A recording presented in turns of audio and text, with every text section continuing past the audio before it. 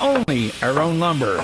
When building and remodeling, insist on the best. Our own lumber and hardware, Lucerne Road in Homer City. Dedicated to quality, dedicated to you.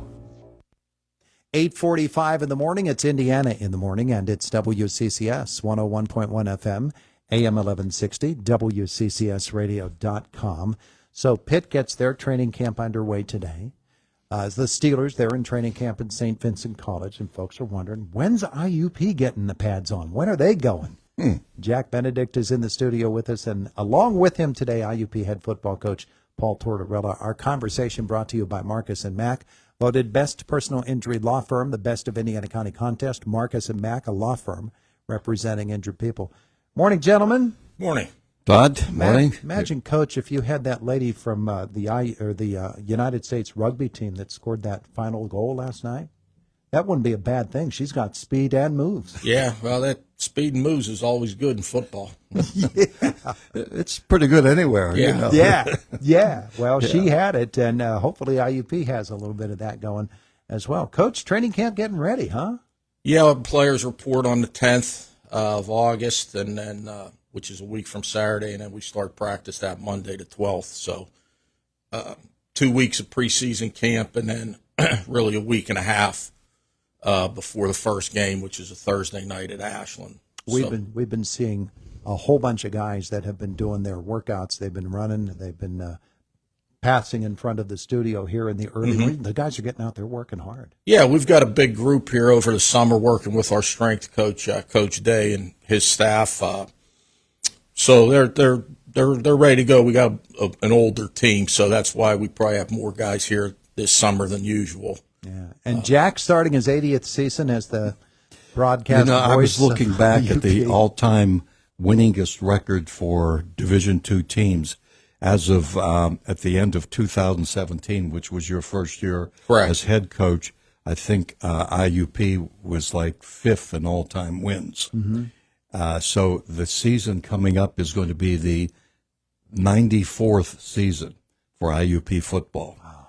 So I'll take in number 56. That'll do okay. But it's good to have this guy with us because this will be, number 9 for you. I mean, we still have to count the COVID year because you still coached that. Yeah, we still were up and kind of running, just didn't play any games. Yeah. Let me ask you this, Coach.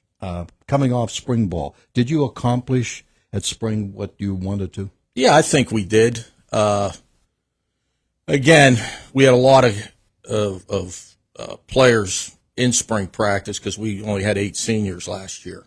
Usually, like this year we have 17 seniors. So we had a good group of returning players and younger players, and it's tough when you lose a lot of seniors to get as much work done in the spring as you'd like. So we got a lot done because of having so many players back.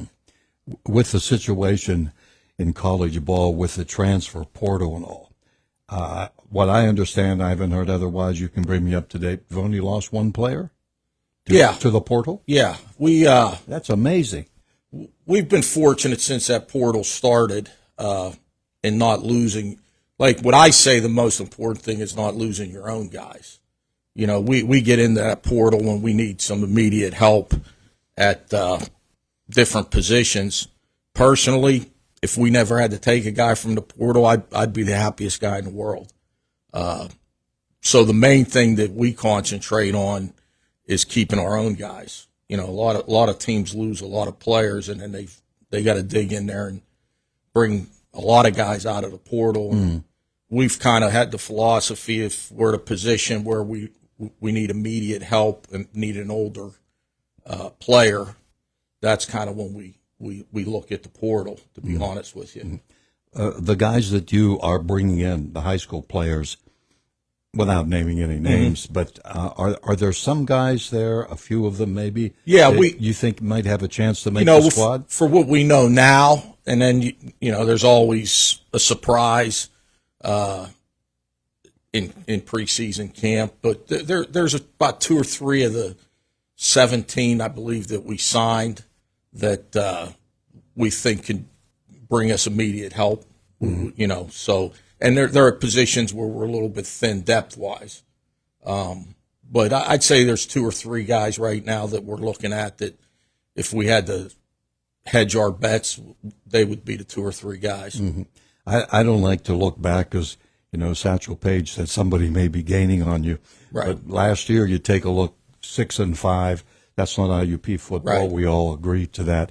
But when you look at this year's team, and I think you brought it up right there with 17 experienced players coming back, you should show a lot of confidence for this year, don't you think? Well, yeah. I mean, we've got a lot of guys that have played a lot of football. Sometimes that's really good, and sometimes it's not as good as you'd like it to be. But it's a lot easier to coach returning players that have played in games. You kind of know what they're going to do. Last year we had a lot of new players, and lost 3 games on the last play of the game, really. So hopefully we can get that turned around this year. Mm-hmm. Karst Hunter, your quarterback, last year wasn't even, he's coming here now Right. in July, I think it was. That's got to be a big advantage. He's been here.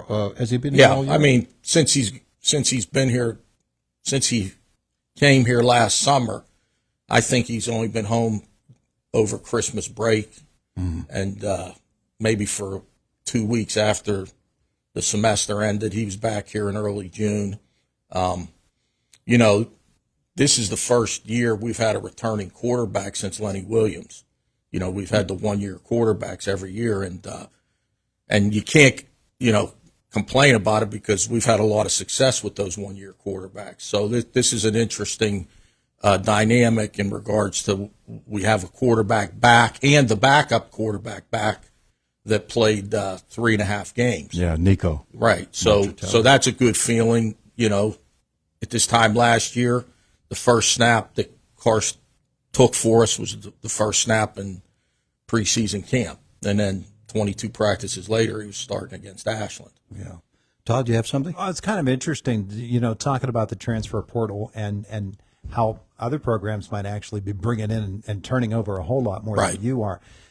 That leadership aspect of it, a guy that returns from your team has to make a difference off the field. And a guy like Karst, but not only him, but up and down the Sure. roster. Those guys come back. The fact that they've been here before and they can show the young guys, Right. this is how we do things around here. Right. That has to be a great advantage to you. Absolutely. I think since I've been the head coach, if you look at the years where we've won the conference, won the region, lost in the regional championship, had our more successful seasons, they were heavy dominated with seniors, and really what I'm calling them now is last year players, because of those 17 seniors, I think 10 have already graduated, so they're in postgraduate work, and 12 of those 17 will be done here in December. So if they haven't graduated, they're graduating in December, or they're getting their graduate degrees because of that COVID year still in existence. Yeah. After this season, the COVID years kind of won't be, you won't have to worry about that now. But there's a lot, we have 3 sixth-year players, because of COVID, and then a red shirt, and then they play 4 years, or COVID and the guy has a medical injury. The 5th-year guys that we have now that are last year players or seniors, they came here as true freshmen with the COVID year. So they automatically redshirted. Yeah. And then they started playing. We had a bunch of those guys start as redshirt freshmen technically because of the COVID year. Hey, Coach, I'm interested in the Mercyhurst situation and how teams are approaching it, how Right. IUP is approaching Right. it as well. That's an awful difficult thing to have to get around. Well, it would be really hard if we would have played them early in the season. We were supposed to play them late in the year. The really tough thing is we lose a home game. We wanted to play them because they didn't have a game in that spot, and they decided to play a Division III team from California. So that was their, that's their prerogative. But we would have loved to have just kept the game, even though it wouldn't have been a conference game. But it really doesn't hurt us. We'll already have 9 games played before that week. So it may work out to our benefit If it was early in the year, it would probably be a little bit of an issue. But now for next year, we got to start looking for a game for whenever we were supposed to play them in the schedule for the 2025 season. And, you know, as you look at it, I don't think we've lost to them since 2012. So we've had a lot of success, and we had a home game with them this year. So I wish they kind of would have left the conference when we were supposed to play them up there in Erie. It would have saved us a trip. But, you know, it is what it is. That they made that decision. We've got a really good league, both sides. Obviously, in the West, we're just going to play one less game. Yeah, I don't think anybody's happy with what Mercyhurst did to the conference. Before we leave, I'm going to bring this up, and I may embarrass you about it. No, that's okay. I've been embarrassed many times. You and Gerald Comedy have been named as nominees for the 2024 American Football Coaches Association. They call it the Good Works Team for Community Service. So just, you know, let people know that it's not just football. You're not just a football coach. Right. But the involvement in the community, and or else you wouldn't have been here for almost 30 years. I mean, obviously, you know, I think at the golf outing I was talking in June about, you know, IUP's place in the community of Indiana is a little bit of a special situation when you have so many coaches in football, basketball, and some of the other sports that stay a long time, you know, and really, we've all had chances to leave and decided that the grass isn't greener.